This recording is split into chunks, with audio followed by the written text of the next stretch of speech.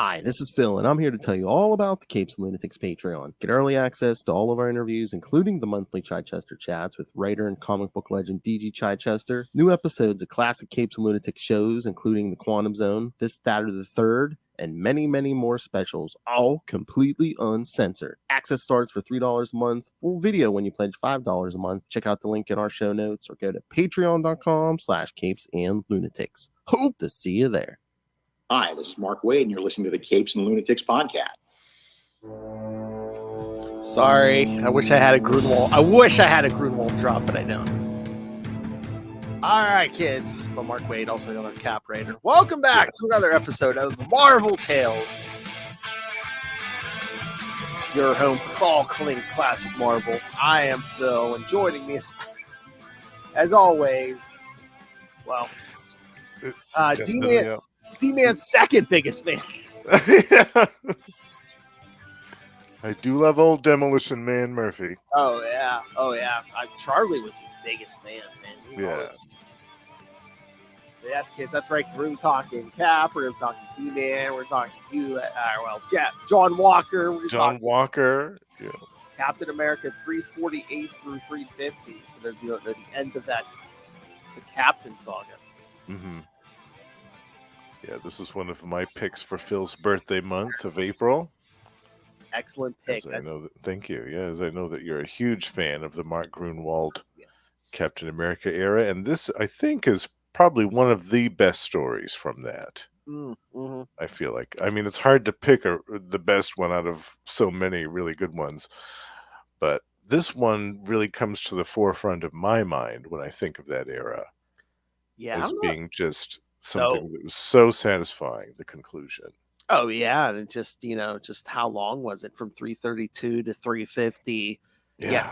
If this isn't my top Cap story, it's up there because again, Grunwald and yeah, I love this whole thing. Yeah, me too. I mean, in the 80s, we saw a trend of a lot of long-standing characters getting pretty drastic changes. We had the black suit for Spider-Man. We had Thor switching up his look to the battle armor and growing out the beard. We had Joe Fixit with the Gray Hulk. We had the Silver Centurion armor for Iron Man. And then for Captain America, we had this. We had the Captain, where he took on a new costume and a new shield, and there was a different Captain America. And this was a masterclass, really, this whole long story in how to, quote-unquote, replace your main character while also keeping them in the main title. I mean, there's some issues of Captain America where it's almost a double book. Like there's two stories running concurrently, John Walker's story and Steve Rogers' story. And Mark Grunwald did it so effortlessly. It could have easily ran off the rails, but it never did. And it consistently surprised me as well. There were some escalations that took place during this story, like the whole thing with the Watchdogs and left and right winger and the resistance. Like some of that stuff I was completely floored by. I couldn't believe it. And then when we had exactly. And then when we had the revelations that happened in this issue. 350. In 350. There's a lot of revelations there, yeah. Yeah. I just loved it. I fell in love. And I was collecting Cap regularly then, but it sealed the deal for me. I was like, I'm going to keep on collecting this for as long as I can.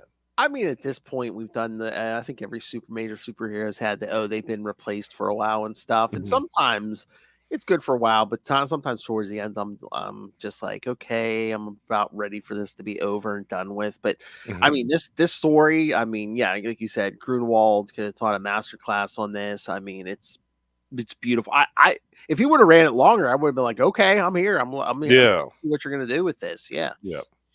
And they essentially did. Like John Walker's story continued almost immediately after this. There wasn't really a pause whatsoever. So it was good that they didn't just, we're just going to use him for this story, and then we're just going to junk him, whatever. They kept going with his story and kept evolving and growing his character, which was great. I'm assuming this is Russell. We got Russell. Hi. Tomes of Evil. We got Stern, Spider-Man, Miller, Daredevil, Simonson, Thor, Grunwald, Cap, and Claremont, X-Men. And Yeah. I mean, so much of like so much stuff that's become classics. Yeah, it came from that Totally. era. Yeah. But again, he said the magic word, so I will hit the button. Yes. Oh, Miller. Yeah. Daredevil.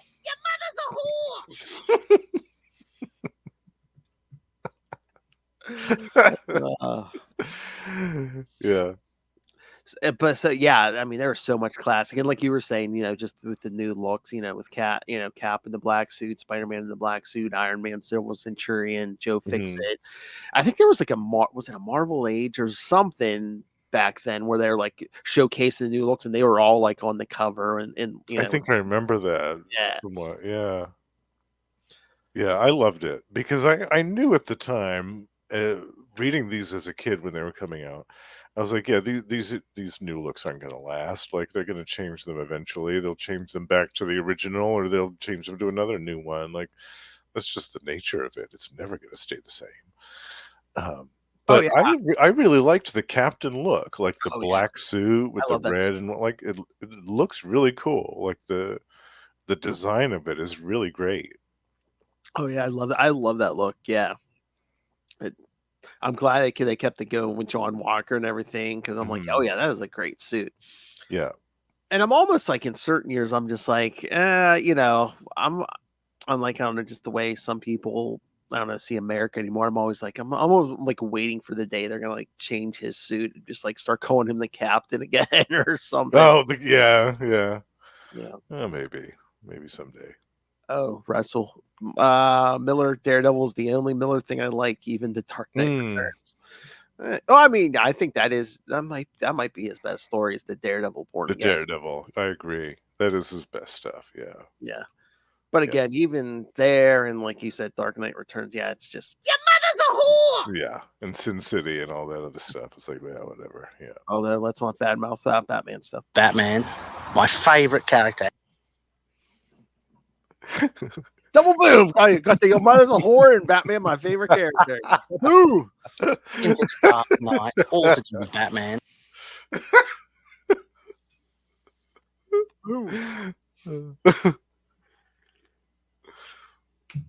Oh my lord! Yeah. Oh, was that?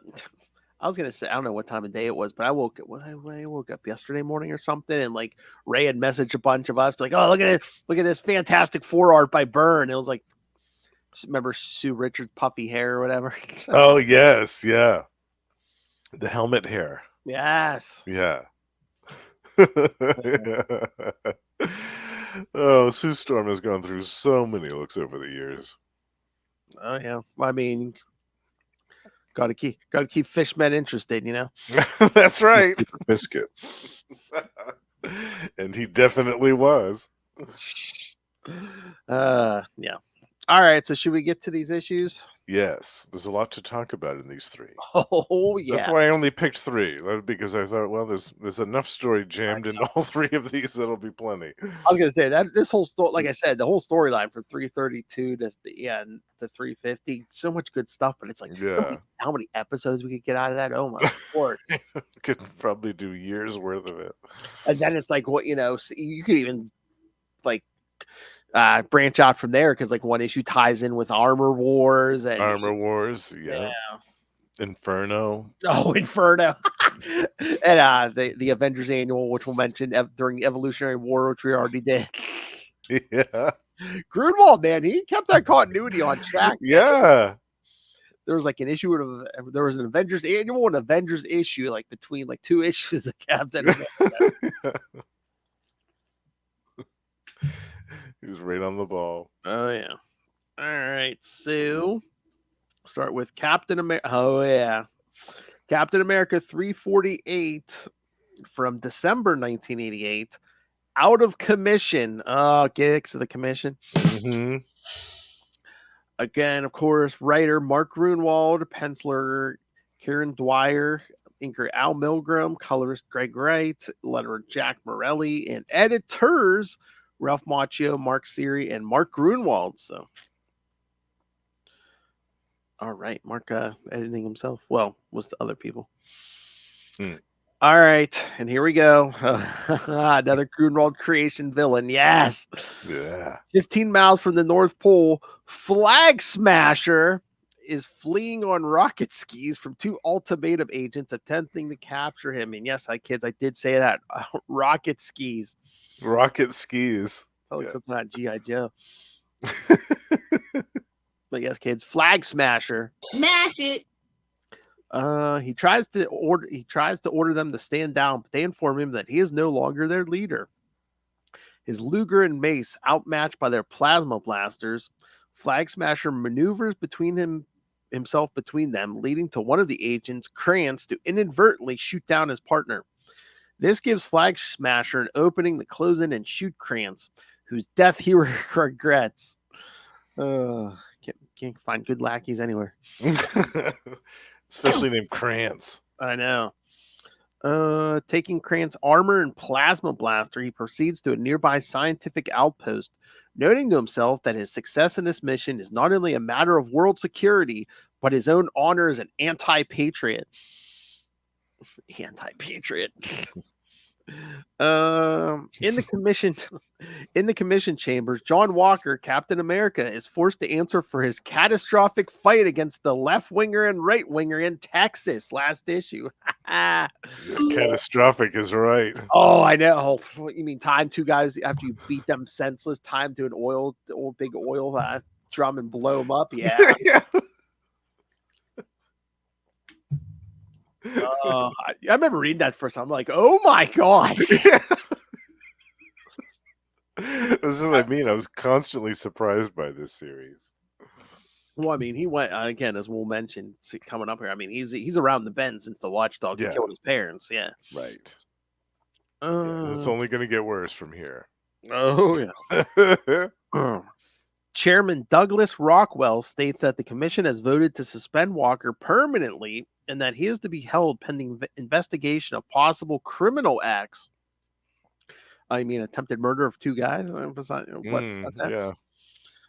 Oh, yeah, and he's already killed one of our favorites, Professor Patwell. So, he killed that body. Do they know about that? I wonder if he told them about that, because I figured that they would have been pissed about that, but I guess not. You would think. I'm trying to remember if I wonder if they swept that under the rug. We're like, oh yeah, maybe it was self-defense or something. But yeah, probably. Yeah.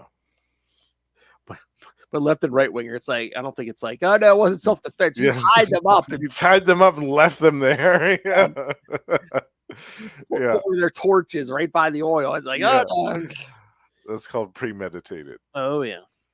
Walker's about to concede when sign of the times, kids. President Reagan enters the chamber looking to meet the new Captain America before his presidential term is up. And okay, I'm just all right. 3, 2, 1. I'm waiting for Noel to be like F Reagan or something. Yeah, I know, right? F Reagan.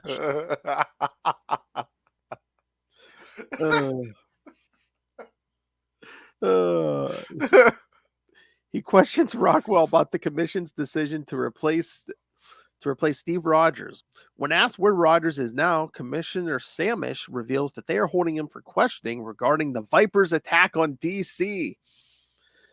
The president recalls a masked man saving his life and states that if it was Rogers, he should be released. He offers words of encouragement to Walker on his way out, and the commission finds itself in the difficult position of having to retain Walker at least until the start of the next administration. This is where Noel comes in and says, F George Bush.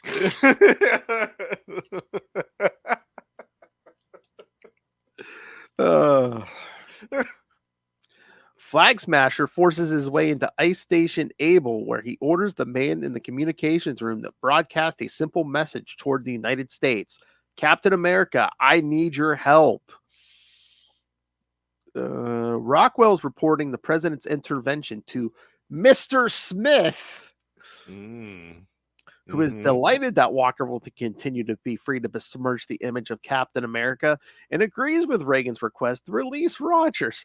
And I love the foreshadowing. I'm sure this was probably a note from Grunwald. It's like, oh yeah, when he's talking to him with that little screen, make sure Smith is, in red. Yeah. Red, kids, red. Yeah. Red.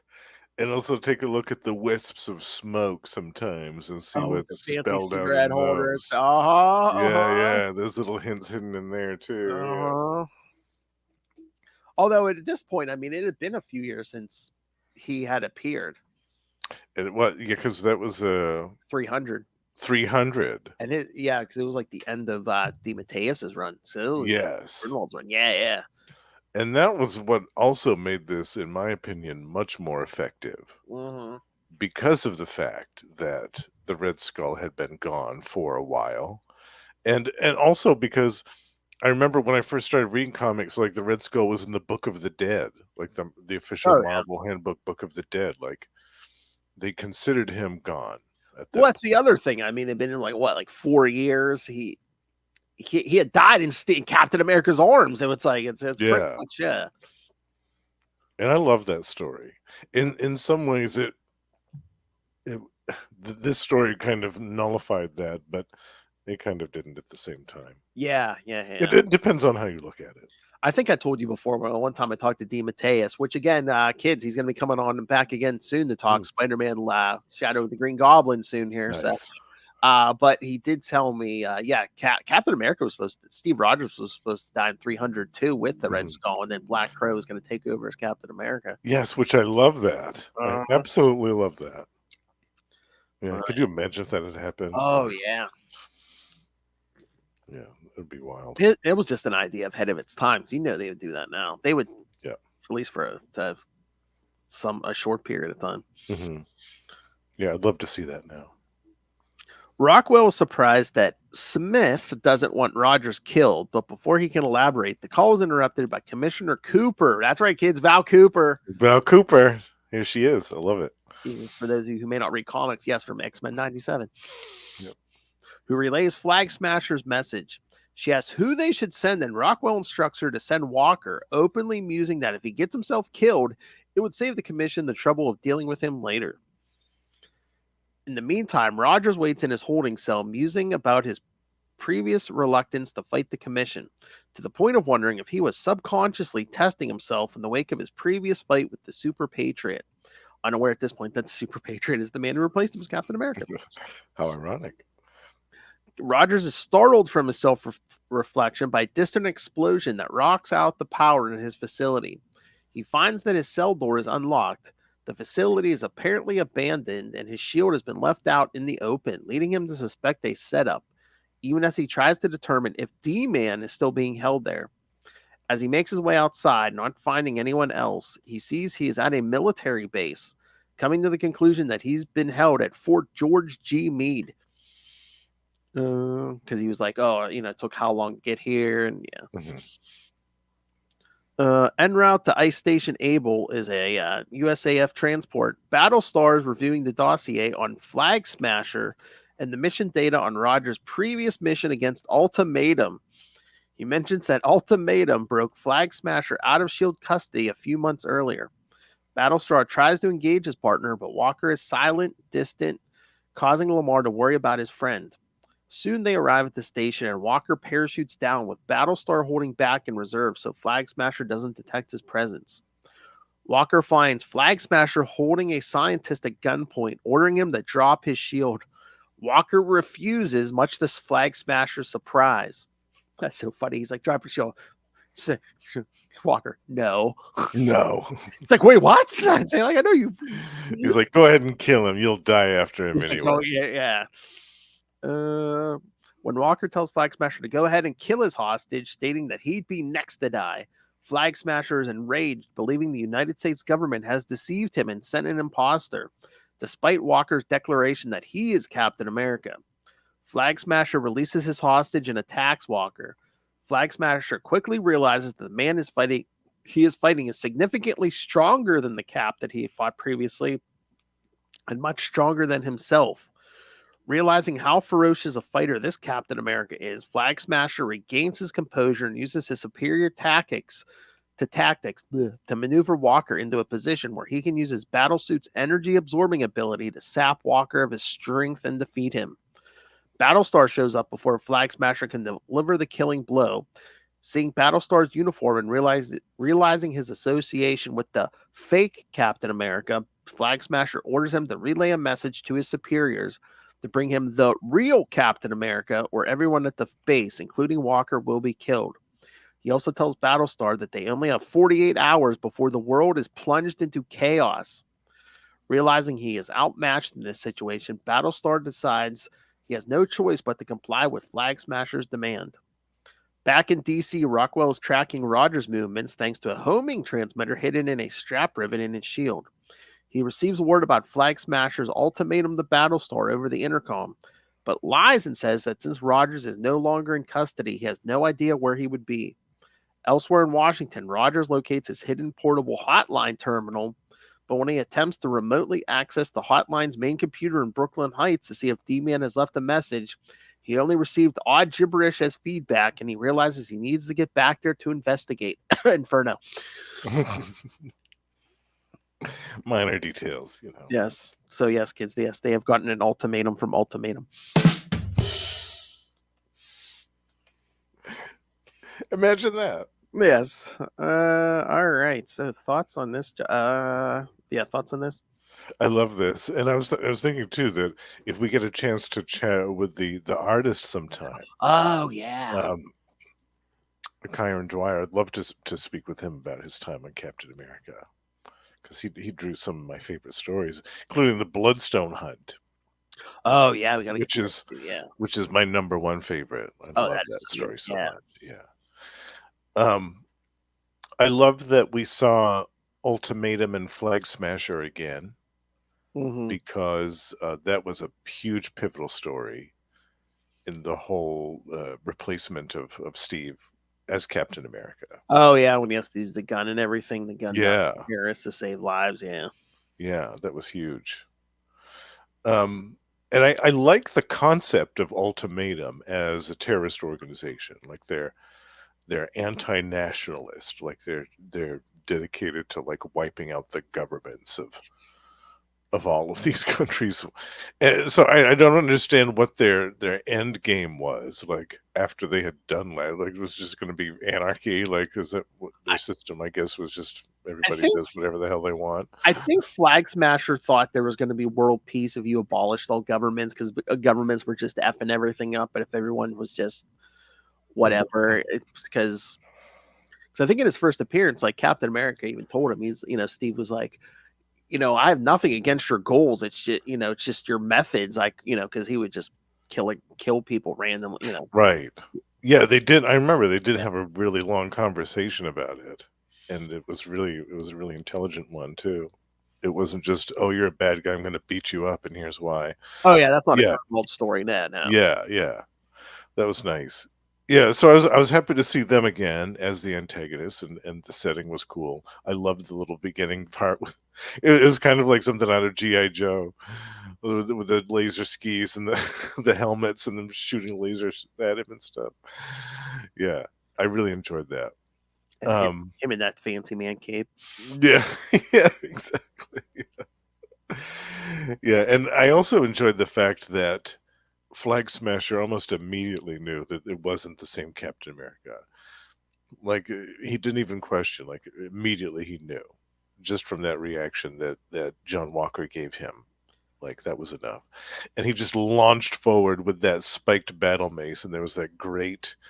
The splash page, full page, yeah, that one. I love it so much, so good. And I remember being surprised reading that the first time at how quickly Flag Smasher was able to overpower John Walker and defeat him. I thought, wow, that's 1 or 2 pages, and that's a wrap. So, yeah, I thought this is a great issue. Again, more surprises. The whole subplot with the dude in the shadows with the cigarette was really cool. Yeah, love it. And again, this art's so good because you could tell. Just from like certain panels that John Walker's unhinged. Yeah.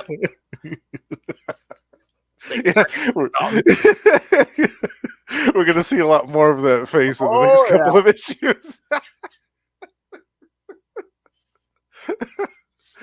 Yeah, there's a slow descent into madness that you can see, and I love too how he illustrates the two faces, and even though it's the same costume, you can still tell that it's a different guy underneath. Yeah. There's just little subtle differences, like with the jawline and stuff that he illustrates. It's very understated, but it's cool. It definitely sticks out. I love it. I love his art style, and Al Milgrom, his inks are perfect Mm-hmm. with Dwyer's art style. Yep. I love the commission part, when they're yelling at John, and it's all like dark and green in that room. Then all of a Yeah. sudden Reagan throws open the door, Reagan. Yeah. on and everything. And it's, Yeah. Hello. Yeah. Yeah, that part always makes me laugh with Reagan just strutting in and be like, "Oh, we should pardon this man." and all of a sudden, Well, lights snap on. Yeah, well, yeah. So funny. Yeah, I love the fact that we had a Reagan cameo in this issue. Oh yeah, the whole theme, like through all these issues, it's just like the commission's like, well, we don't want to go against the president. We have too much power. We don't want to lose any of the power. No. Yeah. Who cares if we let a maniac run loose out there? No, we might lose some of our political power. No, That's right. it's unacceptable. So funny. Okay, Noel, where are you at? F politicians. I know we've said Reagan a few times and no comments yet. He must be Some would know if we said Reagan 3 times. Here and said Ronald Reagan 3 times. All right. Anything else on this one, or should we get to the next one? I think we should move on to the next one. Yeah. Oh my God, 349. Again, I love 350, but I almost love. I don't know if I love 349 even more than 350. It's close. I mean, at least oh my God, 349 is one of my favorite single issues from that. Nice. Run. Yeah. Oh, I didn't even know that. I'm glad I picked that. Oh yeah. But yeah, 348, 349. Yeah, we got some Ron Friends and Al Milgrom covers here too. Yeah. Yeah, love the covers here. All right. Captain America 349 from January 1989. Ice Cap. Oh, see what you did there. Writer Mark. Yes. I think it's the same team this time. Yeah, editors this time. It's saying Ralph Macchio and Mark Grunwald. All right. Having the Okay, kids, we're gonna do a little bit of a time jump here because Avengers 298 and annual number 17 have taken place between last issue and this issue. He's been busy.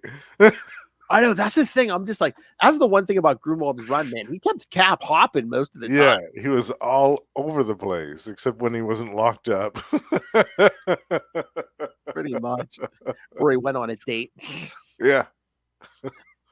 Having defeated the High Evolutionaries' plans with the help of the Avengers reservists, kids, scroll down. We covered that. They're during the Evolutionary War, our mega coverage of the Evolutionary War this past summer. That's right.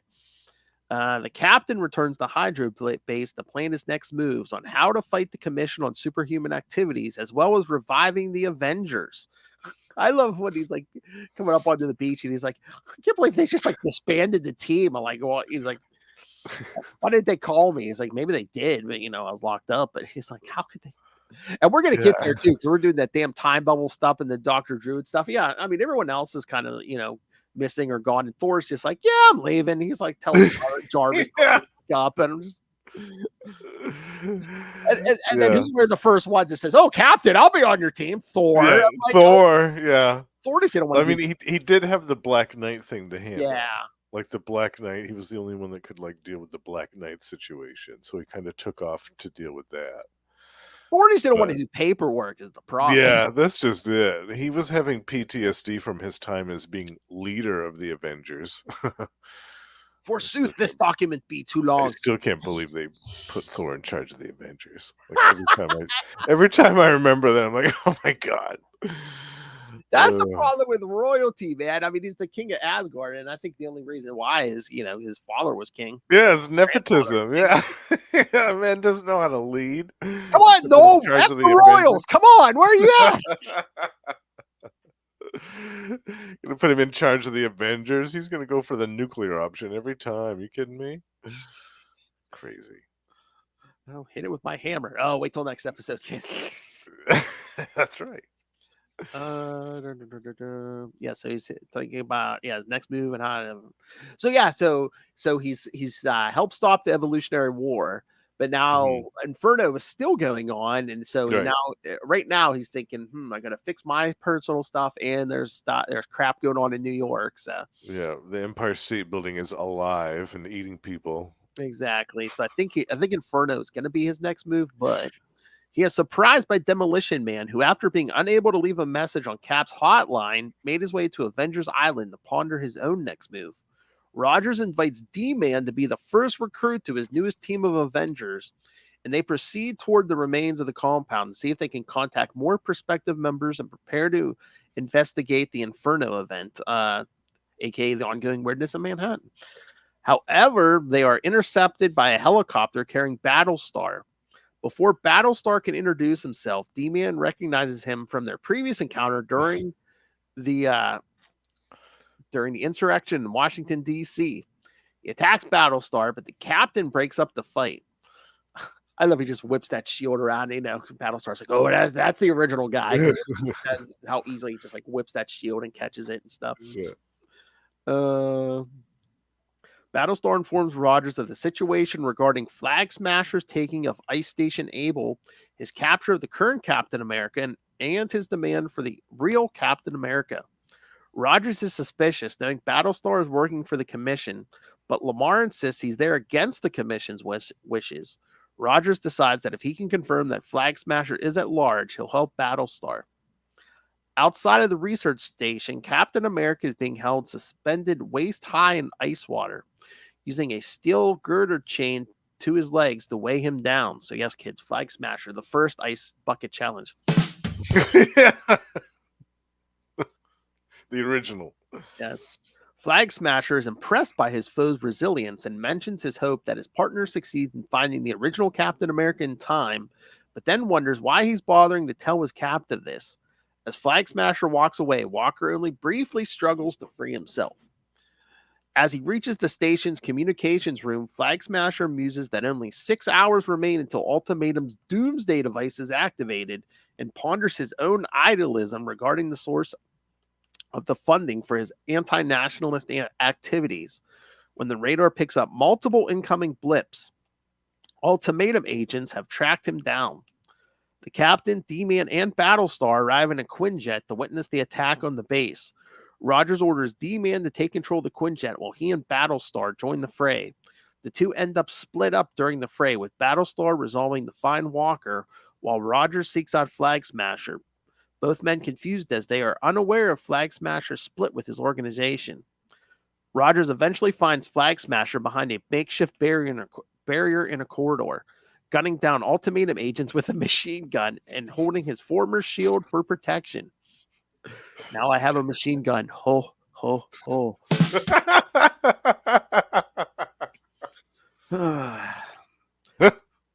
Flag Smasher is taken aback by the black uniform, but recognizes his foe through his words and actions, confirming his identity by having him repeat the last words he had for Cap in their previous encounter in the Alps.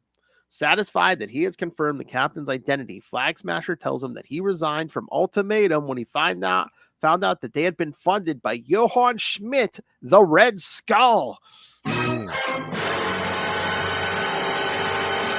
So I like it's like 349. It's the penultimate issue.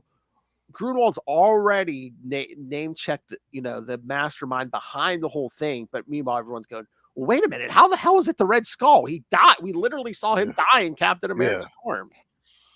In issue 300. Yeah. 4 or 5 years ago. Yeah. Because again, I don't we were resurrecting characters, but Resurrection wasn't as much of a revolving door as it is today. Mm-hmm. Yeah. In 8-9, yeah. It was used much more sparingly back then. Oh yeah. Like, I think the only big resurrection we had seen prior to this was Jean Grey, Yes. if I remember right. Yeah, there's not a ton. They weren't doing it a ton at this point. Even Bucky was dead at this point. Oh yeah. Like, which makes this climax ending even more devastating for Cap. Yeah. Norman Osborn was still dead at this point. Yeah, that's true too. Yeah. But Flag Smasher is adamant in his beliefs that to use a weapon funded by a Nazi, even with the goal of saving the world, would be the height of hypocrisy, and he pleads for the captain's help to stop Ultimatum's doomsday weapon, requesting Cap's help because he is the only person Flag Smasher could trust in such a situation. I love when, again, and this was like another big theme in like Grunwald's run. It's like, yeah, even like these, down and dirty villains, like the scum of the earth, everyone to a T was like, yeah, I may hate you, but I know you're a man of your word. I can trust you. They have a respect for him, Oh, like Batroc. Like, it's another example during the Bloodstone hunt, when Cap was underwater and he was going to get eaten by sharks and stuff, Batroc leapt in and saved his life because he thought it was such an ignoble end for such a respected adversary. He thought it was such a terrible end for such an honored foe. Oh, yeah. So yeah, a lot of his enemies had really high respect for him, even if they hated his guts. Oh yeah. Rogers brings Flag Smasher aboard the Quinjet, much to D-Man's surprise, as Battlestar succeeds in rescuing Walker, though the two are left behind at the research station. The Quinjet arrives at the Ultimatum base with just 7 minutes to spare. Before disembarking aboard rocket skis, the captain asks to switch shields with Flag. I love this. Switch shields with Flag Smasher, who doesn't understand why it would matter, but agrees. Rogers immediately feels the difference between shields as they take off, while Flag Smasher is simply impressed by his ability to adapt to the rocket skis. The two quickly reach the device, which Flag Smasher reveals will generate an electromagnetic pulse powerful enough to disable electronic devices across the entire planet. I guess that I'm just like, why would the Red Skull? I mean, wouldn't that be a handicap to the skull too? Yeah, If you take out every electronic device, you would think. Yeah, I mean, unless he had like some B plan, some backup plan. Maybe. Rogers questions the logic of how such a device would further Flag Smasher's goal of uniting the world, which he begins to explain as an attempt to force all mankind to face a common predicament. That ain't get all common. I thought a common predicament. I thought this too, but I mean, I think COVID proved that wrong. Yeah. So much for that, right? How much?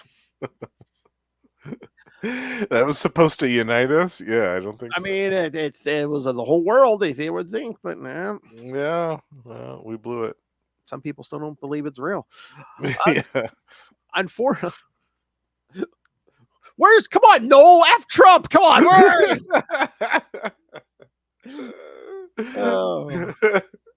Unfortunately, Flag Smasher doesn't know how to deactivate the device and misjudged Cap's ability to do so. I know, he thought Cap was going to be able to disarm this thing. He's like, I don't know what. Cap orders D-Man to send the Quinjet on a collision course with the base with the intention of destroying the device, but also tells D-Man to bail out beforehand. D-Man agrees to do it, but as he sets the course, he hears intruders land on the upper hall, realizing that they could be attempting to blow up the Quinjet before it can crash. He sets the autopilot and disembarks to take out the attackers, while Cap and Flag Smasher evacuate the base. D-Man manages to get rid of the attackers and removes one bomb by removing the panel it's attached to. But while distracted by an ultimatum agent and tangled by a tether stuck to the Quinjet, another bomb goes off. The remains of the Quinjet do crash into the base, destroying the device, but there's no sign of a parachute. Frantic and fearing a repeat of the loss of his old partner, Bucky Barnes, Rogers searches the waters for any sign of his friend, but after 2 hours with no sign of so much as a scrap of D-Man's uniform, he fears the worst, that history has repeated itself and he has lost another partner and a friend. Yeah. Poor Steve. I Damn. know that was. I mean, Especially that last panel, because you can see like the anguish, the torment on this dude's face. Like it's happened again. I can't believe it happened again. and we don't Yeah. find out what happened to him for like until 400. Oh, was that? Yeah, that was it, Yeah, wasn't it? yeah. Because I know for the longest time, people were like, when Crossbones first started showing up, they're like, "Oh, is that like Yes. D-Man, like a brainwashed D-Man or something?" Yeah. I started to wonder that Uh-huh. too. I really did, because his face was all scarred up. They revealed that his face was scarred up. They didn't show his face, but Yeah, they he's revealed it mostly in was a all mask messed most up. of the time. Yeah, and the build Yeah. was kind of right. Yeah. Yeah. So I was like, "Ooh, wow. Okay." But that was a cool mystery they kept going for a while. Hmm. Yeah, and then it was revealed that no, he survived, but he was just frozen. I know. It basically pulled a cap. Yeah, it was first. Yeah. Same exact thing. Oh, cool. Yeah. The cover for this one is an homage to Jack Kirby and John Romita's cover of Captain America 193. The cover Hmm. is flipped and Battlestar in the place of the Falcon. Oh, interesting. Yeah. That's very cool. I didn't know that. Yeah, oh yeah. This issue takes place after Avengers Annual 17, but the issue itself mistakenly says Avengers Annual 18. Oops. Yep. I wish that, like, when Cap invites D-Man to join the Avengers and help him investigate Inferno and deal with some of that mess, and create like a new team of reserve Avengers or whatever. I wish that we'd gotten like a little bit of a blurb saying that they went off and did something, because that would have opened the door to us having one of these lovely little miniseries that we have now. Oh That yeah. show that a glimpse into just what happened when they went off and did that little side thing. Or I think his like quote unquote death would have had even greater impact. Like if you showed him like going on one Avengers mission and then they get to this. I mean, Yeah, I think that would have been exactly. even more than the. I mean, although we've seen him with Cap on several missions during Grunwald's run here, but Yeah, yeah. mm, but like I said, yeah, I love this issue so much for some reason. And it's cool that Flag Smasher was, I mean, he's still the villain, but this whole revelation about the skull being behind Ultimatum and having this super weapon, Mhm. and Flag Smasher was actually trying to get some help to stop him from Captain America. That was a twist I also didn't expect. Oh yeah. Yeah. Oh, so okay. This is the if anything. I mean, this is the page that lives rent free in my head when the ultimatum guy shooting at Oh, Steve, and he yes. just, like starts flipping into the and Yeah. and I love when he's like, never fails to amaze me how rattled these gunmen get when I do something as simple as advance on them while they shoot. You know, meanwhile the Yeah. movie at him or something. He's just like, Yeah. Real simple. Yeah. as he's forward flipping through the air, blocking Yeah. bullets with this shield, and then just An like Olympic level double, athlete. double kicks the guy in the head. Yeah. Yeah. Yeah. Simple. I Okay. know. Yeah. I know what I you're love saying. that sequence. Yeah. But yeah, It's so I good. mean, good story here, but there's so much action. I mean, yeah, just him and Yeah. Battlestar taking down the ultimatum agents and And I loved seeing Battlestar and Steve teaming up as well. That was mhm, great. That was nice to see. Even if it was just for this issue, mhm. I liked that. I liked that a lot. And then just the whole flag smasher switch shields with me, and he's like, what the hell difference could it make? Yeah. Quite a bit of difference, actually. Oh yeah, Steve. He's just like, he immediately tells the difference. He's like, man, with this shield, I feel like I can do anything. Yeah. Which again, I mean, I mean, at this point, he's been carrying it around for what 50 years or so. Hmm. It's almost like an extension of him now. Oh yeah. Yeah. Yeah, but yeah, and then of course the whole thing with D-Man. Hmm. Again, just the art on this. I mean, you get the giant explosion and then just Steve's Yeah. face. It's just It's so good. Yeah. again, such a good job on the art. Again, I mean, Walker's madness, just Steve's the shock and horror on Steve's face when Hmm. he. Yeah. The anguish of that last panel as he comes out of the water and onto the ice. Oh yeah, he's like And nodding. he just realizes it's happened again. Yeah. horrible suffering. And a lot of stories, it seems like, oh, the hero dives in the water for 5 minutes and looks for someone. It's like, nah, yeah, I can't find him. No, not 2 Steve. hours. 2 2 hours hours. in the Arctic Yeah. water. Yeah. And it's just, Yeah. That man does not give up easily. oh, no. Especially after what happened to Bucky. He's like, no. Yeah, no, absolutely. no. Even more so because of that. Yeah. Yeah, really good stuff. Oh, yeah. All right. So we get to the last one. Yes, the big kahuna is here. Again, like I said, a shorter synopsis, but we got some stuff to unpack in this next one. Yes, we do. Captain America number 350 from February 1989. Seeing Red. Pretty much the same team here. This one, it just credits Ralph Macchio as editor. So, after months of manipulation from the resurrected Red Skull, Steve Rogers finally confronts and defeats his replacement as Captain America, John Walker. After defeating Walker, Steve also battles his arch nemesis, the Red Skull. During the fight, the Skull, who is now in a cloned body of Steve Rogers, complete with the super soldier serum, has his face permanently turned into a red shrunken mask, courtesy of his exposure to his notorious dust of death. The Skull once again escapes capture. In the end of the story, Steve Rogers assumes the mantle of Captain America once again. All right, so that was kind of a quicker synopsis, but yeah, pretty much, yeah. But it does cover everything that happened. Yeah. I mean, yeah, because then at the beginning of the story, you see someone who looks like Steve Rogers basically training with like 5 men dressed as Captain America, and he literally kills them all. Yeah, he butchers them all very brutally. Mm-hmm. And with his bare hands, well, except for one, he takes a shield and uses it to crush his skull with it. But another, he pulls a Bane. He picks him up and breaks him over his spinal column over his knee. I was like, yikes. Then he like picks up the shield from one of them and he just like bashes the last one's head in. Yeah. I mean, besides the bloodshed, I mean, they're giving you Justin, they're giving you a shot of like almost a naked Steve Rogers here. Yeah. Yeah. Not bad.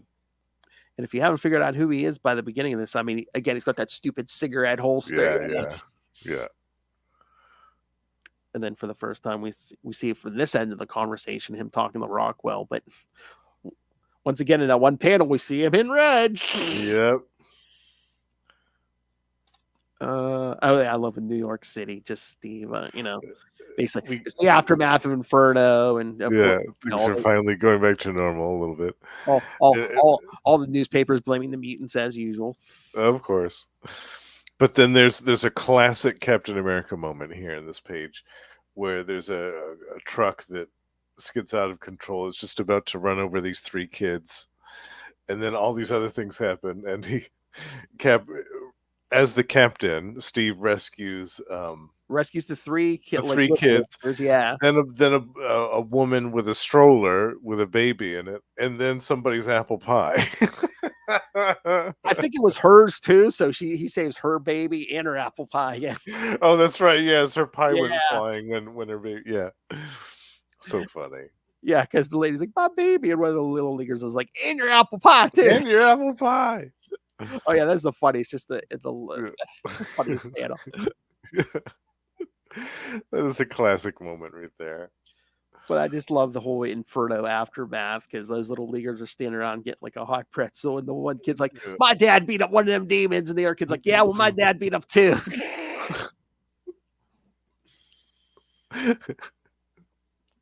Marvel New York.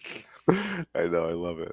I was just thinking, I'm like, can you imagine living in the Marvel universe? It's like, yeah, if you don't get eaten by a demon during Inferno, the Red Skull basically almost set off a giant EMP, and every week there's something new happening. And now, and this is all like after the High Evolutionary almost tried to mutate. Yeah, right. And then Atlantis is going to attack here in another few months. When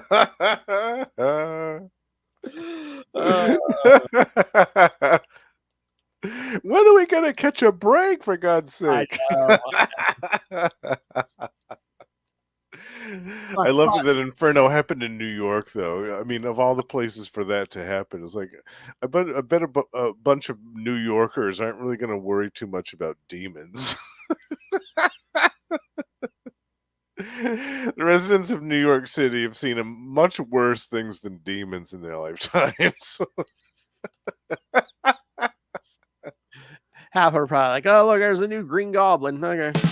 Oh, great.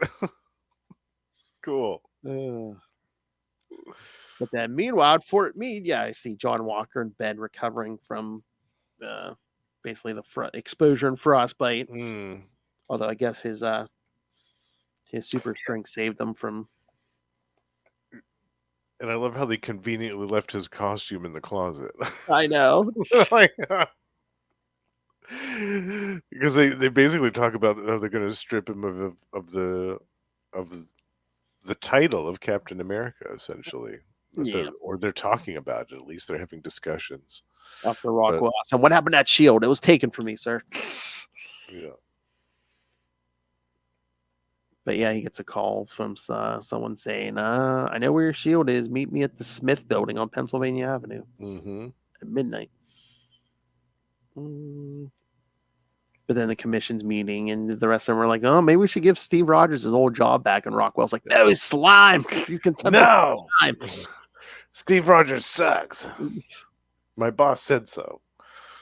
But meanwhile, as Rockwell's talking to the skull on his little TV there, I love Steve sneaks in and it's like, who were you talking to? Who are you talking to? And he's like, what do you want, Roger? He's like, I just let myself in to return the shield your man lost. Yeah. Slams the shield down on his desk. I mean, pretty much it's Steve's shield, but he's like, there's a legal question. He's like, here, I'm returning the shield your man lost. Yeah, he doesn't technically own it. Like it's the property of the government in his eyes. He's just been using it because he's been doing the job. So I love all these two are arguing. Yeah. That phone rings and Rockwell's like, why is he calling now? He must know it. I got a visitor here. It's like, not now, sir. And then he gets the phone gasses him. Death. His phone gasses him. And Steve finds the little capsule hidden inside the cordless phone. Yeah. And there we basically have our giveaway now. We know who it is. Yeah, because Rockwell's face looks like a red skull, and you see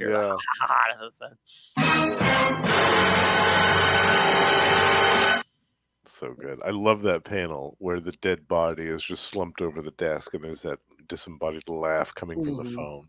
So good. Yeah, Steve turns that screen on. It's just the empty chair with a skull insignia on it. Basically, he's going to get the number traced. And we see John Walker get to the Smith building that night. And encounters somebody who looks an awful lot like Steve Rogers in a business suit. Oh, yeah. And you notice as he's exhaling in this one panel, the skull rather, you see in the smoke it says Kirby. Oh, yeah. I don't know if anyone noticed that. Yeah. That's cool. Yeah. But he tells them, oh, gentlemen, come out. He says, an ultimatum agent, a resistance, a member of the sweatshop, and scourge of the underworld, a watchdog. She's like, oh, yeah, I've been behind all these guys, Yeah, I mean, this whole time. Pretty much. So, again, it's not even since like 332. It's like almost pretty much since the beginning of Grunwald's run. Because the scourge of the underworld's been going on for a while. The watchdogs have been going on for a while, as well as the resistance and all those folks. Yeah, because I mean, Scourge, there was that classic, it was that 319 where he guns down all those villains and stuff. Yeah. And I mean, Ultimatum, the Flag Smasher and Ultimatum have been around, I think, since 312. So it's.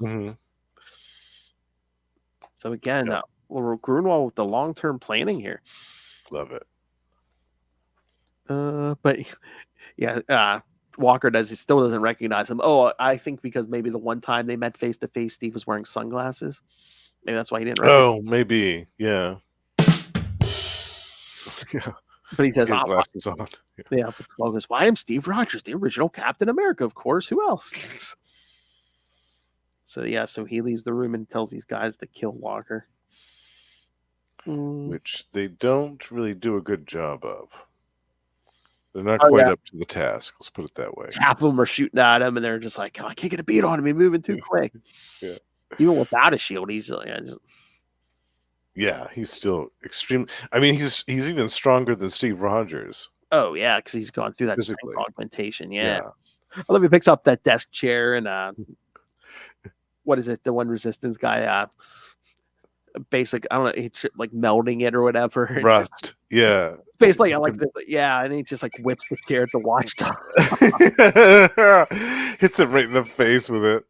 And I love this. Which that totally makes sense, because seeing that watchdog uniform would probably trigger him at this point. Really Oh bad. yeah, but I think he's gonna kill all these guys no matter what. Yeah. Because I love the sweatshop guy like drops the table on him. He's like, nailed him. Then you just think so, do you? Yeah. come through the table, and again, that There's the grin. crazy face. Party Yeah. time. Yeah. It's party time. Yeah. This man is becoming even more unhinged by the moment. It's almost reveling in his madness at this point. Yeah. But then outside we see Steve trying to more sneakily get in the building, but then the Skulk is like, "Oh, welcome, Captain. I've been expecting you." So he enters another room and then sees, the red figure on the screen, like Rockwell will see. He's like, "So, Captain, have you guessed which of your many enemies is behind all this yet?" And Steve says, "It's obvious you want me to believe you're the Red Skull." And he's like, "Very good. I take it you don't believe that." He's like, "No, like, the Red Skull died in my arms. I held his lifeless corpse." And then the Skull goes, "Did it look something like this?" And I guess played video of it. And he's like, I guess there was a camera recording that moment somewhere in that where all that took place in issue 300.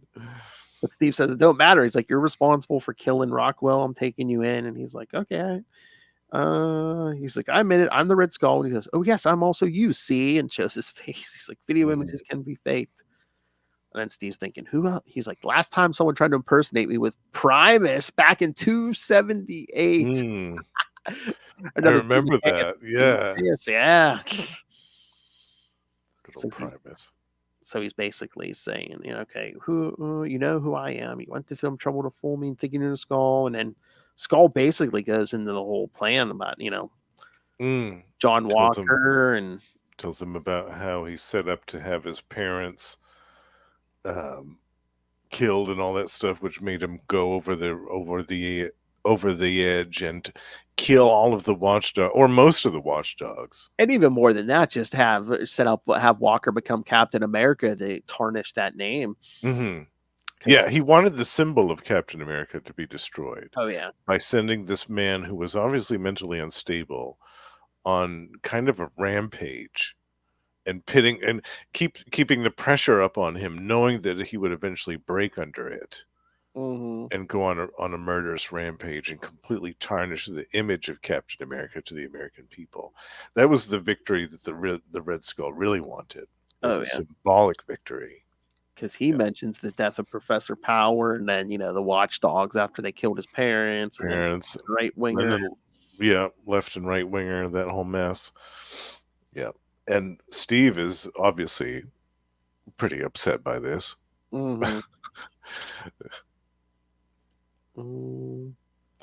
So Steve basically leaves the room, and then it's like, can that be true? He's like, the Super Patriot. I guess that's entirely possible. If I were to talk to my replacement for a moment, I'd know if it was him. So he's basically just searching every room, and then he comes across John Walker in a room of bodies. Yep. After the battle, catching his breath. And then he's like, "Oh, Steve Rogers, you decided to come out of hiding and face me like a man." Face me like a man. But then back at the commission, they find Rockwell's body, and Val Cooper says, "I'm going to tear Rockwell's office apart and search every paper, everything." And then back to the Smith building. We get the fight between Steve and John Walker. And this is great, this battle. This is the fight that we've been leading up to all this time, and I was not disappointed. Now, a lot of the times that my complaint is, "Oh, I wish the fight was longer. I wish the fight was longer." No, I got everything I wanted here. This was an absolute slugfest between these two. Oh yeah, and like even Steve says, one good shot, and I'm done for. So basically, Steve's just hitting and running. Yeah, Yeah. even And then they make it into that chamber oh yeah, because where John where tackles them through the wall. he sends them flying through the wall. And then there's all these images playing on the screens of essentially all of the different atrocities that John Walker's committed as Captain America. The death of Professor Power, the killing of the watchdogs, the left and right winger thing. Oh yeah, because Steve's like, it's Yeah. all true. He's like, this looks exactly like those bodies in the next room. And it's like, Yeah. Everything that the dude was telling me on the screen was true. He wasn't lying. mm-hmm. And then this next page, we get a couple more great psycho John Walker faces. as he's like, oh, you're gonna hide behind that shield, Steve, or Rogers, you're gonna fight me. And Steve's like, I shouldn't. He's like, but ever since he beat me that last time, I felt like I was losing my head. So yeah, he drops his shield. He says, okay, Walker, let's do it. Yeah, they go right for it. With John just like blood coming out of his mouth. Yeah. And like you said, it looks like he's reveling in it. Like Oh, he's actually enjoying all of this. I love this. Oh my god, when John like throws a punch and Steve dodges and he like hits that electrical box or something. Yeah. Electrocutes himself. He goes, "Aye!" But then he rips out wires out of there and starts strangling Steve with them. It's so good. Because again, in that panel where he's strangling Steve, you can't even see his eyes. All you see is that grin. Yeah, it's a psychotic grin. That man is ready to kill him. But yeah, Steve eventually just like one last shot and knocks him out. Yeah, he must hit like his nerve centers or something. Something. It looks like he hits him like both ears and just yeah. He That's drops him. And then old grinning Skull comes in, and Steve notices, because he's got the cigarette still going. Mm-hmm. But Steve, as he's talking and gloating, Steve notices that he's not inhaling the cigarette. He's Clinton.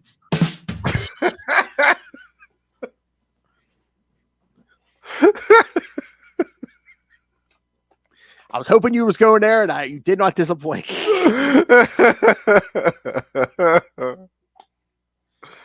I didn't inhale or have sexual relations with that woman. Oh. And that's when the shield comes from behind and hits him in the back of the leg. Oh yeah, after this big speech where Skull's like, I can trick it, now I don't have to get my hands dirty anymore. I can just trick others into doing it. I'm not some easily identifiable foreigner anymore. I'm a disarmingly handsome, American businessman. I look like any old businessman. And he doesn't realize that John Walker has regained consciousness and is hearing every word. Mm-hmm. Yeah. Because the Skull's like, you know what? He's like, he goes, you're never gonna know what's coming. I might kill you tomorrow, next week, next year, 20 years from now. He's like, but it's gonna come, and you're not gonna know when. And yeah, it's when John nails him with the shield. Yeah. And he bites down on that cigarette, and gets that dust to death. Yeah. He only had that handsome face for one issue, less than one issue. So it doesn't kill him, but yeah, I guess it melts all the skin off. Yeah, he is now truly a Red Skull. A permanent Red Skull, yeah. Before it was a mask, now it's his face. Now it's really his face. And I loved that too, honestly. I thought that was perfect. I thought, oh man, now he's really like truly the Red Skull. Because I always thought him having the mask was kind of hokey. Yeah. And that it would have been much cooler if like he had been involved in some horrible chemical explosion or something. In some Nazi, like developing some secret Nazi experimental chemical weapon or something, and it burned all the skull off his face or something. The fact that it was a mask always kind of cheapened it. Yeah. It seemed hokey. But I was like, yeah, this is perfect. Yeah. Oh yeah, I love that. I love it at the end of Streets of Poison when he's about to fight the Kingpin, and he's like, your men can touch it if you want to make sure I don't have anything concealed. Oh no, because the Kingpin I think says you want to take off your mask. Yeah, no mask. You have your men to touch it. He thinks it's a mask. He's got something concealed in there. Yeah. Oh my god, can you imagine? Everyone's like, touch this guy's skull. It's all clammy and gross. it's either touch the skull or Kingpin, or Kingpin will sit on you. Well, that happens anyway. Uh-huh. Yeah, So but the skull gets away, and of course. then Steve says, "Let's go see the commission. I want to know which one of us gets this shield." Yeah. But basically, Val Cooper tells him, Rockwell overstepped. He was working with the skull and stuff. So she's ready to they're all ready to hand him Steve back the shield. And he's like, nah, he's like, I've learned I can do this without the uniform and name. He's like, I'll be in touch. But then John kind of stops him in the hall and says, Rogers, wait a minute. Who are you kidding? He's like, I'm not out of the job either way. He's like, and he's like, don't let them drag some other poor sap into the, basically just, do the job that you do so easily that you were born to do. Yeah. I love Steve. The commission didn't put you up to this, did they? He goes, the commission isn't very good at putting anyone up to anything. Yeah. And then that last page of this story, I mean, we don't see him physically put on, but all we get is that splash page, which is the text boxes. Yeah. Which is amazing. I love that. Mm. Yeah. Because that's the first time he's had that costume on in a couple of years, right? Since 332. 332, yeah. Yeah. He's back. He did it his way, and it feels right. Yeah. So good. Mm-hmm. And then then we get like what 1, 2, 3 different oh yeah, we get the women and we get the different Buckies, the partners, the women, women in his life.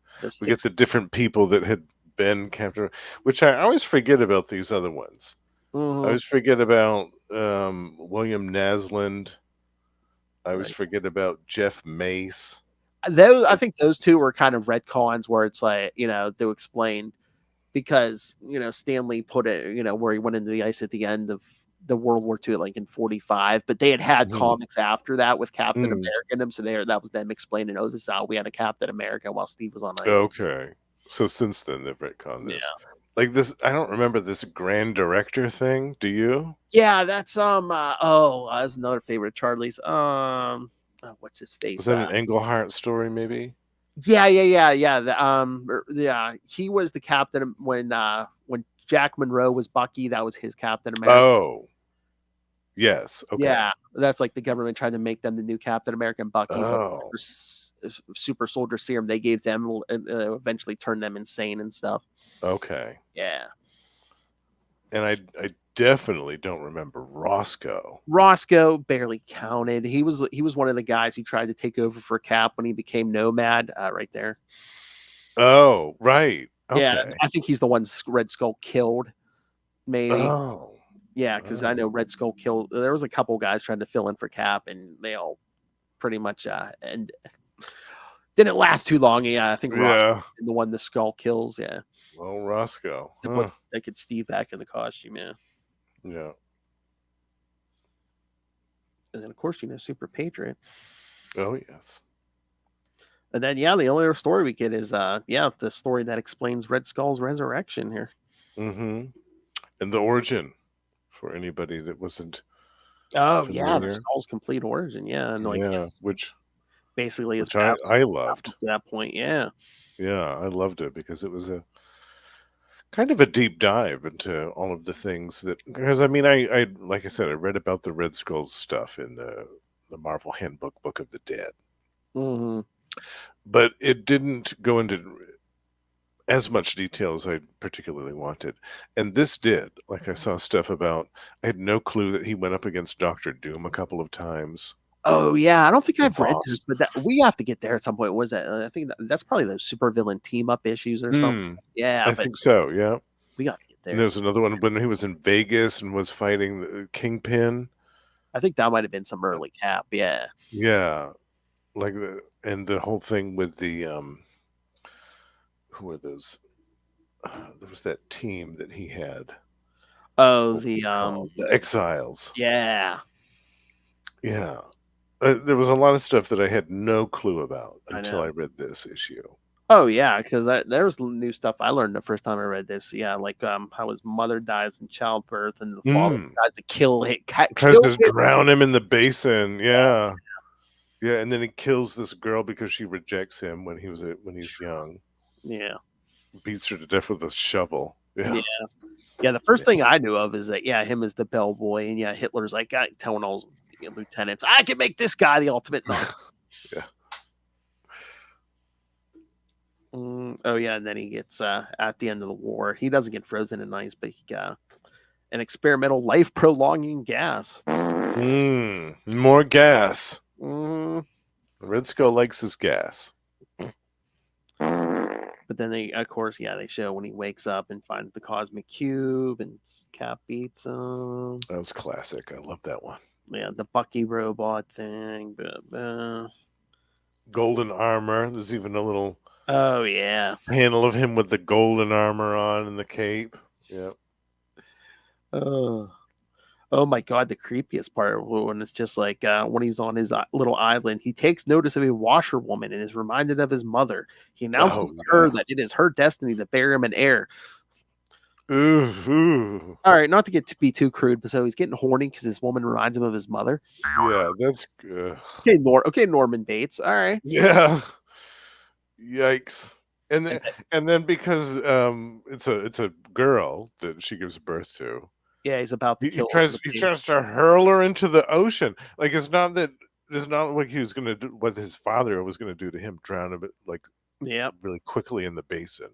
He was gonna hurl this child into the open sea. I know. Yeah, that's nasty. But then he decides otherwise, and gets her some special tutor to train her in, I guess, all Nazi ways. And he's like, he visits her once a month. Oh, lovely. Bet she enjoys that. And then, of course, the classic, the Skull uses the cosmic cube again to trade places with Captain America. And the whole time we see Sam Wilson. Yeah, another classic story. And then, like you said, him versus Doom. Him versus First Doom and then Kingpin. We get some of the sleeper robots, which I always loved those sleeper robots. I always thought were fantastic. Oh, yeah. Nazi robots, Oh, but we definitely got to hear Doom and Skull fighting on the moon. Yes. I want to cover that at some point. Oh, yeah, we got to. Maybe in some Doomsember that we have coming up. Oh, yeah, we might have to add some of those, Yeah. Well, I think some of those, I think someone's certain favorite Namor shows up in this. Some of those. Oh, I think you're right. I think so, yeah. I think you're right. Yeah. I love how it's like, Doom abandons him on the moon, but he's saved by Hate Monger, a clone of Adolf Hitler imprinted with the Fuhrer's brain pattern.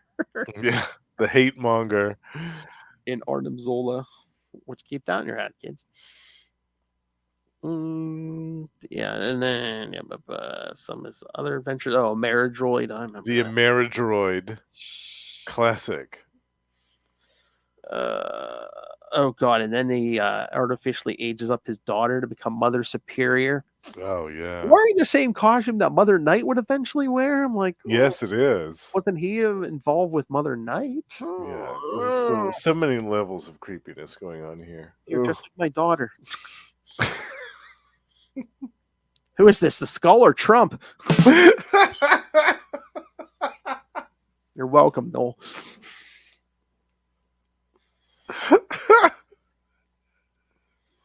And then we finally get to the storyline, the one that led up to 300 with, the Skull started to age again. So he poisons Cap and makes him start aging too. Yeah. But I don't think they showed this, but here's where we get our explanation, kids. Yeah, Zola took some cell samples from Cap so he could clone them. Mm-hmm. Yep. Yep. So put him in the biscuit body. Because you get like that last page, man. I mean, you're basically getting naked Steve Rogers there. Yeah. But he's basically saying because Skull was having trouble remembering. He's like, oh yeah, so you use that you transfer my consciousness into his clone body. I'm at last my enemy's physical equal. Mm-hmm. Oh, here that last part where Zola's like, "Here's your mask," and he's like, "No, I don't think I will be wearing that anymore. I don't need it any longer." Yeah. I don't know. Might have protected you from that dust of death, kid. Maybe. Besides, it would be a pity to hide this beautiful Aryan face. Yeah. Yeah. Oh man. I think he's So in love. good. I think he's in love with Steve. Yeah. Maybe a little bit. It would certainly explain a lot of things, wouldn't it? That gets. I mean, that's some creepy stuff there. Yeah. When I touch myself, I'm touching you, Captain. Yes. Oh, your body is so beautiful, Captain America. There's a drop. Is that John Bernhardt? Yeah, and It is. they Yeah. credit it like in my synopsis. Oh, Or they didn't? Oh. or in this. I don't think, at least on the digital copy, I don't see a. Yeah. But yeah, Yeah. I was gonna say that looks like Bern. All That's right. another reason I love that. Yeah. Yeah. All right. So what do you think, Justin? This is, like I said, this to me is one of the most satisfying endings Oh yeah. of like any like long-term comic book storyline that lasted for as many years as this did. I'm kind of hard pressed to think of many others that follow the same kind of template that have as satisfying of a conclusion and that set up so many good things to follow directly afterwards. Yes. Yeah. And again, I'm glad it wasn't just like random crap going on. Again, everything that happened to Steve, well, again, almost since the beginning of Mhm. Grunwald's run has been the skull. Yeah. Yeah. I love that. Yeah, this is classic stuff. This is in my opinion, this is some of the best Marvel had to offer, like in any time period. Oh yeah, and most importantly, yes, that 2-page thing with like the women in Captain America's life. It did inform me that actually Gail Runcitor, not Lilith Hellfire, was Shield Agent 169.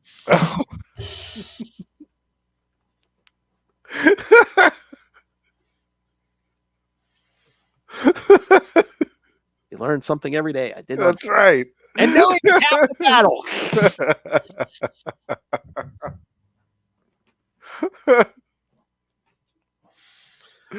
All right. Anything else, Justin? No, I think we pretty much covered it all. Yeah, we'll definitely have to go back and revisit some more of this. Any Grunwald. I'm down for any Grunwald. I think we have some on the horizon, don't we? For July, maybe. I think. Is it this year? Next? I know when the next Captain America movie comes out, we have some planned. Yeah. Yes. Yeah. Yep. But I'm down for Grunwald anytime. I mean, okay. So what have we done so far? We've done Capwolf. We've done these. Yes. Yeah. At some point, we have to do the superior stratagem. That. Oh my god, we got to do all those summer one. Streets of Poison. Yeah. Streets of Poison. Yep. Hell, at least the Cap issues of Acts of Vengeance. Those were all great. Oh yeah, especially someone's favorite biscuit shows up. That's right, and they get into a fight. Yeah. Controller. Yeah. All right. Oh yeah, Magneto comes for the skull. Yes. Yeah. So good. All right. Pull up the schedule here. All right, kids. I don't know why. I know what I'm doing. All right. So next episode, again, we're going to be recording this in a few minutes. So you can still send in feedback, but yes, next time we're going to do the Mighty Thor 406 through 408. Another great Justin pick. And we're going to close out the month with Iron Man 281 through 284, the first appearance of that War Machine armor. Yes. And the Masters of Silence. That's right. Some more classic stuff. All right. So, yes. So send us your thoughts. Email us, CapesandLunatics@gmail.com, or call the voicemail 614-382-2737. That's 614-38-CAPES. And remember, you can find all things Capes and Lunatics, episodes, social media, merchandise. New merch is up. I've been trying to add some stuff. I added some hats to one of them last night. So, yeah, I mean, new logos. You can get them on Yes. hats, t-shirts, all kinds of new stuff. Oh, yeah. Yeah. Bunch of new logos, new merch. Again, you can rain random money on us through the Cash App link, Lil's favorite preferred method. Make it rain. And of course, the Patreon, where we try to give you something different every month. Again, the March episode was the conspiracy theories. Lilith and I talked some politics. I'm trying to remember what we were talking about for April, but yeah, we always try to do something a little different. So Yes. So subscribe to the Patreon. You will not be disappointed. So That's find right. it. Oh yes, join this one here. Over in Yes, the I'm a week. member, so I'm consistently entertained by all of the bonus content, and it's always fun to have uncensored Lilith Hellfire. Oh yeah. Yeah, Yes. Join Justin, Ray, Moz, and join Russell, Moz, Justin, Moz, Russell, and of course Batman's #1 fan over on the Patreon. that's right. All right. So find everything at tubespace.io/Capes and Lunatics Podcast Network. That's tubespace.io/Capes and Lunatics Podcast Network. More vicious and brutal than ever. All right. Now for this Justin the Owl, you can hear him here in this spot every week, either here on Marvel Tales or X-Men Classics. I can hear him once a month at the end of every month on We Are the Night, the Batman podcast. Talking Azrael with me, and of course on Energon Universe, talking all the new Transformers and G.I. Joe content with me and Russell. That's right. But what else can we hear you on, Mr. Justin? You can also find me on Gamma Charge, the strongest podcast there is, where Russell and I talk about the Incredible Hulk and the sensational She-Hulk every month. You can also find us joined by the High Priest of Khonshu, Ray, on Predator and Prey, the Yaucha podcast, where we talk about Fox's Predator once a month. And also, my solo project, The Lost Library of Legends, is still chugging right along. And by the time that this episode comes out, I should have both parts of a 2-part retrospective on a 90s series called Black Wolf. We're going back to the 90s here, bitch. Oh man, I didn't realize that was 2-parter. Oh, yeah, the first part, I'm going to do the first half of the series plus the appearance in Thunderstrike that introduced the character. Oh, nice. And then the second episode is the second half of the series and the 2 guest appearances in Daredevil. I love it. I'm going to eat this up with a fork and spoon. That's right. Little pal the owl. All right. Well, that escalated quickly. My favorite biscuit. Love it. All right, kids. Thank you for joining us. That's right. We did our Captain America. Next episode, we're going to shift to our next Avenger Thor. And then after that, yes, Iron Man. Yes.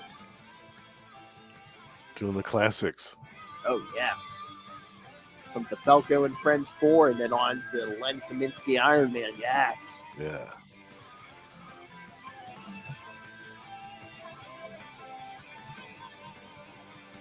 All right, kids. Come back next time and get out of my face.